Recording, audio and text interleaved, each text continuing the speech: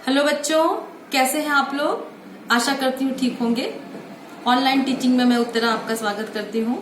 बच्चों, पिछली कक्षा में मैंने आपको पाठ 3 में परमाणु संरचना के बारे में पढ़ाया था, जिसके तहत मैंने आपको परमाणु क्या है, अणु क्या है, डाल्टन का परमाणु सिद्धांत क्या है और परमाणु संगठन, इसके बारे में पहले से बता चुकी हूँ। आज मैं परमाणु रचना मॉडल के बारे में बताने जा रही हूँ। शुरू करें। बच्चों, आज हम परमाणु रचना मॉडल के बारे में पढ़ेंगे। सबसे पहले आपको ये जानना है कि ये परमाणु रचना मॉडल है क्या। जैसे कि मैंने आपको पहले ये बताया था कि 3 वैज्ञानिकों ने, कौन कौन से वो वैज्ञानिक हैं, sir J Thomson, sir Rutherford और चैडविक ने सबसे पहले ये बताया था कि किसी भी तत्व का जो परमाणु है वो 3 मूल कणों से मिलकर के बने होते हैं। पहला इलेक्ट्रॉन, दूसरा प्रोटॉन और तीसरा न्यूट्रॉन। लेकिन तब तक किसी ने ये नहीं बताया था कि उनका स्थान जो है उस परमाणु में कहाँ कहाँ होता है। तो इस बात को सिद्ध करने के लिए सर जे थॉमसन ने सबसे पहले परमाणु रचना मॉडल प्रस्तुत किया था। तो पहले हम आज थॉमसन के परमाणु रचना मॉडल के बारे में पढ़ते हैं। तो बच्चों, जैसे कि मैंने आपको बताया कि सबसे पहला परमाणु रचना का जो मॉडल जिसने प्रस्तुत किया था, उनका नाम था सर जे थॉमसन।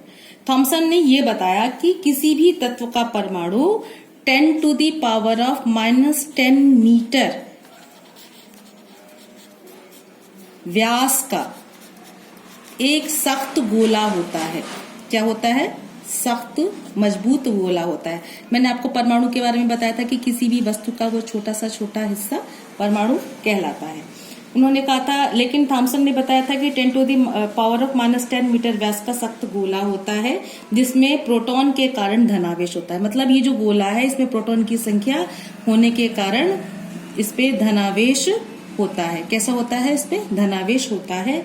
और इलेक्ट्रॉन इसके अंदर ऐसे धसे हुई अवस्था में पाए जाते हैं, ऐसे। और इस इलेक्ट्रॉन की उपस्थिति के कारण ये जो आपका परमाणु का जो ये गोला है, इसमें ये इलेक्ट्रॉन प्रोटॉन के बैलेंस करके रखते हैं, यानी कि धनावेश को संतुलित करके रखते हैं। परंतु किसी प्रयोग में इसकी पुष्टि नहीं हो पाई, यानी कि ये कहीं से सिद्ध नहीं हो पाया कि जो इलेक्ट्रॉन और प्रोटॉन इस रूप से उसके अंदर व्यवस्थित होते हैं, इसलिए इनके इस मॉडल को समर्थन नहीं मिला।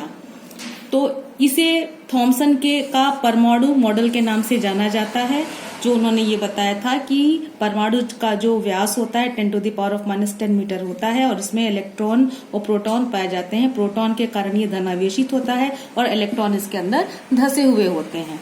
लेकिन इसे पुष्टि नहीं मिली, इसे समर्थन नहीं मिला, इसलिए इस मॉडल को मान्यता नहीं प्राप्त हुई। तो बच्चों, आज की कक्षा में बस इतना ही। उम्मीद करती हूँ आप समझ गए होंगे। अगली कक्षा में रदरफोर्ड मॉडल के विषय में पढ़ेंगे।